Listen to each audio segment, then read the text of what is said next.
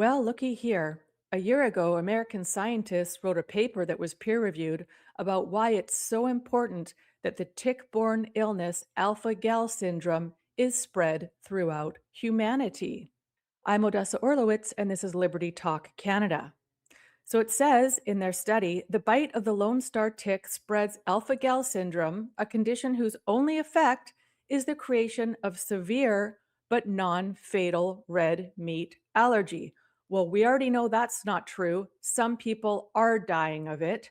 It has been going crazy. I'm sure you've seen everyone saying, "What's going on?" So that's just not true that it's not fatal to some people. Public health departments warn against Lone Star ticks and AGS, and scientists are working to develop an inoculation to AGS. Herein, we argue that if eating meat is morally impermissible, then efforts to prevent the spread of tick borne AGS are also morally impermissible. After explaining the symptoms of AGS and how they're transmitted via ticks, we argue that tick borne alpha gal syndrome is a moral bioenhancer if and when it motivates people to stop eating meat. We then defend what we call the convergence argument. If Xing prevents the world from becoming a significantly worse place, doesn't violate anyone's rights. Can you believe they said that? Giving people a disease that they can actually die from. And you know what he's not mentioning here, guys? Not only are you allergic to red meat, but there are medications that you will also be allergic to. And already people have taken these medications with alpha gal, not knowing that there's some form of something to do with meat in the capsule, and they've almost died. So these people are insane. And I'm going to show you videos of people talking about what the hell is going on with all these ticks. And I'll show you that these two crazy scientists, I am going to show you their names if you want to send them an email because their email address is right there. Anyways, these crazy scientists are saying, we already can do it with CRISPR. We already know we can do it with CRISPR. So, yes, they can do this with CRISPR. And these guys a year ago were talking about how we need to spread this. These guys say it promotes virtuous action or character. Therefore, promoting tick-borne AGS is strongly pro-tanto obligatory. It is presently feasible to genetically edit the disease-carrying capacity of ticks.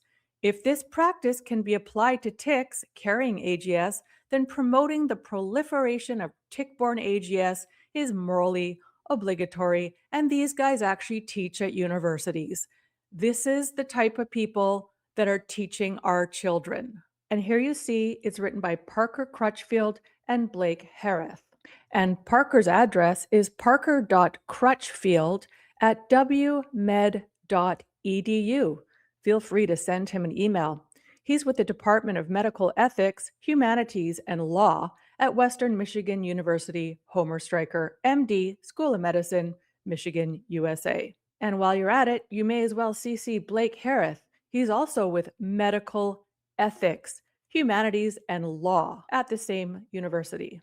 Okay, for me to read the entire paper, I would have had to pay, which means I would actually be sending money to these freaks at the university. So I refused. But thankfully, Nicholas Hulscher did. So he's going to tell you more about this study and what they said about how they can already do this through CRISPR. So here in their study, they talk about beneficial blood sucking and they talk about the genetically engineered Lone Star tick enhanced AGS transmission. They already can do it. The paper states that the permissibility of their proposal depends on the genetically editing Lone Star ticks in three ways: engineering ticks to carry alpha gal syndrome, engineering them to survive and spread more widely, engineering them so they do not transmit other diseases such as tularemia or ehrlichiosis. They specifically cite CRISPR-based tick gene editing as evidence that this kind of manipulation may be feasible, arguing that if scientists can edit ticks to affect Lyme disease transmission, then similar approaches may eventually be applied to Lone Star ticks. This would mean researchers have an obligation to develop it and human agents may be obligated to expose others to the alpha gal syndrome, not prevent it, and even undermine attempts to cure it. And Nicholas confirms here it's serious, potentially life-threatening allergic condition that can develop after a tick bite. Symptoms can include rash, gastrointestinal distress, and severe allergic reactions, including anaphylaxis. Reactions can occur after exposure to mammalian meat, mammal-derived products, dairy in some cases, and certain medical products. The CDC reports that more than 110,000 suspected cases were identified between 2010 and 2022, but this is way higher now. The CDC estimates as many as 450,000 people in the US alone may be affected, and some people are not even diagnosed yet. Now, everybody already knows that Gates is genetically modifying ticks. The reason I hadn't done a story on this yet is because the Gates Foundation and their scientists claim they're trying to actually sterilize ticks, and it's a different one, so that they have nothing to do with this tick and what's going on. They're trying to do the opposite and sterilize a different one. So I've stayed away from it because I can't prove that they're lying and that they're doing other things in the lab. But Gates thinks that he's allowed to screw with nature. Yes, and so this author says that project is not the same as the alpha-gal syndrome and involves cattle ticks, not Lone Star ticks, but it proves the broader point. Genetically engineered ticks are no longer theoretical. They're already being funded, developed, and normalized. Let's look at these videos.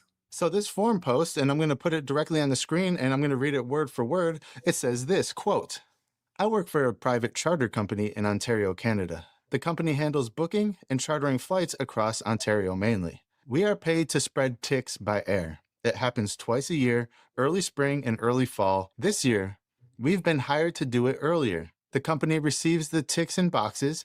Each box contains millions of ticks. The aircraft used are generally single or dual prop aircraft, single pilot, and one other passenger that handles the dispersal.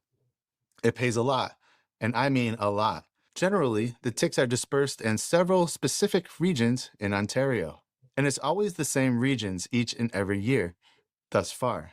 Last spring, the ticks dispersed were mostly American dog ticks. This year, they are all deer ticks, supposedly specifically bred to withstand cold temperatures." End quote.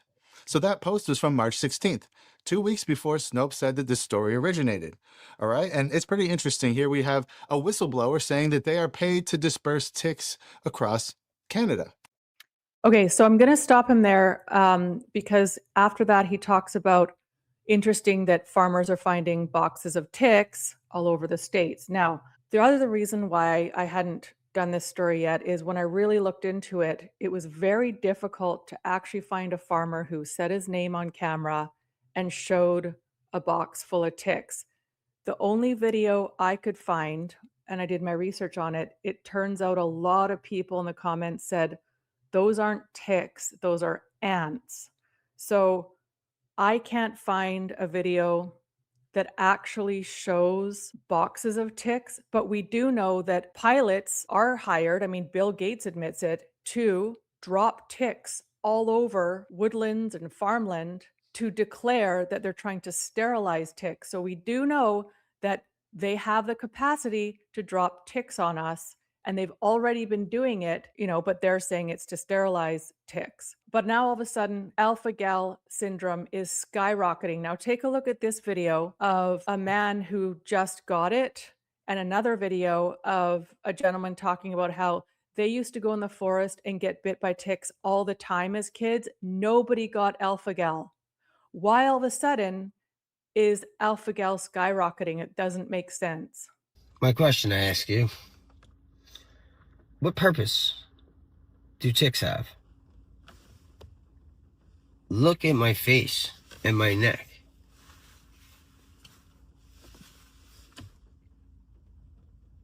I can't eat red meat anymore. I can't have any animal byproducts in anything. And it's in everything. This is alpha gal syndrome. This is fucked up, man.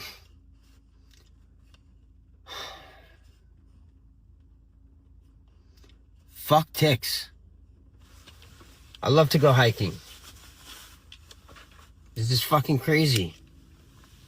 All right, I've seen a lot of people talking about ticks here lately, and I'm happy that people are, but I don't think most people who are posting about it really fully understand what's going on with this situation, or at least the major tick issue that's going on, especially in the Appalachian region. I've grown up here my entire life. Yes, it does seem like there's more ticks now than there used to be, absolutely, but that's not really the major issue.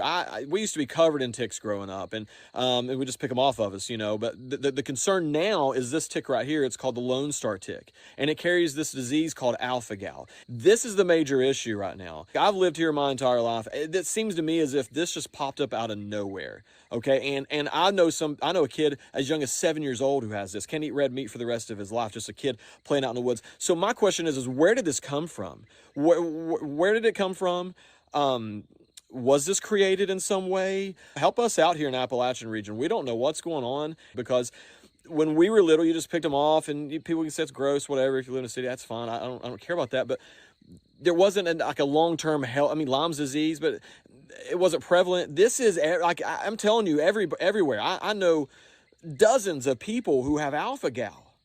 This is nuts. This is insane. What is going on right now with the Lone Star tick? So something bizarre is definitely going on. Thanks for tuning in. I will see you at the next one. I'm Odessa Orlowitz with Liberty Talk Canada.